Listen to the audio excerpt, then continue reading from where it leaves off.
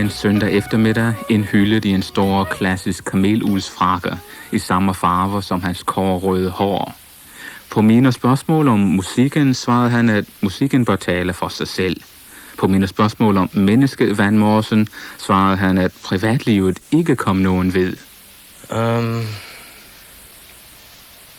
Well, I don't really feel like I want to get into that. I mean, if you want to ask me about Van Morrison the industry, which is what I'm here to talk about, but Van Morrison the person is something else. It's not for public consumption, you know. Jeg flygtede ud i køkkenet for at lave kaffe. Det lykkedes til sidst, og Van glemte næsten sig selv i beretningen om Belfasts levende musikmiljø, som forsvandt midt i 60'erne, som følge af de borgerkrigslignende tilstande mellem protestanter og katolikker i Nordirland. Well, I think in Ireland it was just a completely political situation because of they had a war zone situation. I think that's what happened there.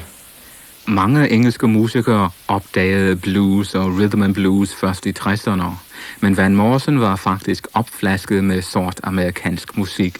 Hans far var skibsværftsarbejder og fanatisk samler af bluesplader. Hans mor havde været natklubsangerinde. Med gruppen Hvem præsterede Van Morrison i 1965 og 66 en bluesbaseret rock, som er mere ægte og energisk end både Stones og Animals. En amerikansk pladeproducer, Bert Burns, som havde arbejdet med mange sorte kunstnere, var ikke nogen stor hjælp. Han ville lave dem om til en popgruppe. You know, we were doing R&B because we loved the music and we wanted to do it. It wasn't a question of wanting to have hit records. I mean, it didn't even enter into the picture.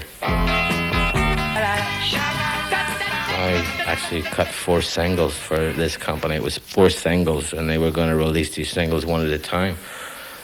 So then I got a call saying that there was an album coming out, and this is a cover. And when I saw the cover, I almost threw up, you know. So it was the beginning of the end, really. Van Morrison troede, at Brown Eyed Girl var en af 4 singler, som han indspillede om den fuldendte sammensmeltning af keltiske og sorte rødder. Yeah, well, I like to have the R&B gospel element, as well as a sort of folk Celtic element. I mean, those 2 areas are combined in the music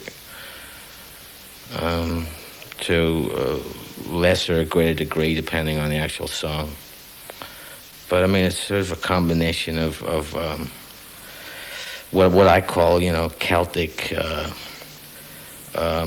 Celtic soul music, which is it's not really white music. It's Celtic and black music. Var en del af et kunstnerkollektiv, som intet havde at gøre med denne mediebegivenhed. Really what was happening in Woodstock had nothing to do with that. In fact, it was the opposite of that, because people in Woodstock were trying to get away from that overblown superstar commercial kind of thing. And it was actually just about getting some room to write something, you know. That's what it was about, really, Woodstock.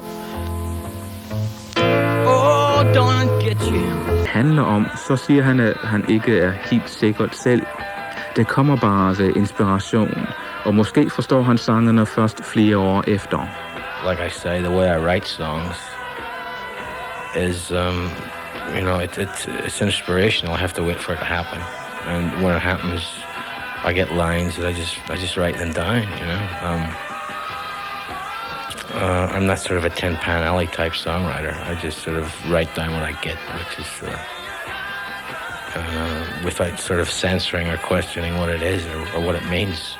You know, like later on, you know, I look at what it means, but not at the time. Den landlige idylle i års kamp mod musikindustrien havde fjernet Van Morrisons sidste illusioner. Han trak sig helt ud af rampelyset. I actually was out of the music business for 2.5 years, and that's what it was about. I remember now, because when I came, that was the first album I made coming back into it, because I'd been out of it like for about 2.5 years, I think. That's why I called it that, I suppose. Is this where I'm not supposed to ask what you did for 2.5 years? Well, yeah, I mean, I prefer if you didn't. I mean, you know, that's my business, you know. Man skal vare sig for at spørge, hvad Morrison havde sunget 3 numre med Danmarks Radios Big Band den 5. december, mødtes vi bagefter over en cappuccino og et fadøl. Han fortalte om løse planer om at lave musik til film, og udtrykte sin undren over den vedvarende interesse for fænomenet Van Morrison. Well, I mean, these things that you do and say, I mean, they're not really terribly important when you do them, and they're less important afterwards. I don't really think about what I said 5 years ago, whatever, you know. It doesn't interest me. Det er nok